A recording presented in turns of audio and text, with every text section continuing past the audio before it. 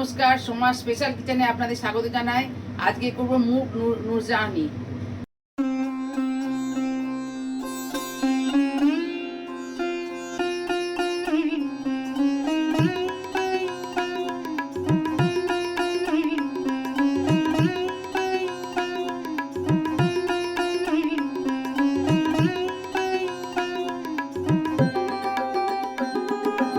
আচ্ছা, আমি বেরেস্তাটা ভেজে নিয়েছি। সেই তেলেতে আমি গোটা গরম মশলাটা দিয়ে দিলাম। তারপরে দিলাম আদা, পেঁয়াজ, রসুন বাটাটা। তারপরে দিলাম হলুদ। তারপরে দেখুন লঙ্কার গুঁড়োটা একটু দিয়ে দিলাম। এবার নেড়ে মাংসটা দিয়ে দেবো। এটা টক দই দিয়ে, শুধু টক দই দিয়ে ম্যারিনেট করা আছে মাংসটা। এটা আমি দিয়ে দিলাম।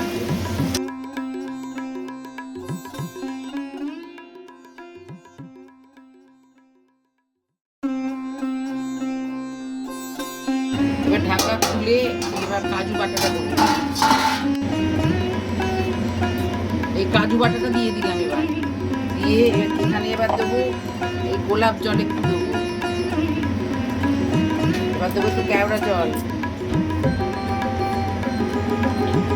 এবার নুনটা দেবো, দিয়ে এবার ঢাকা দেবো।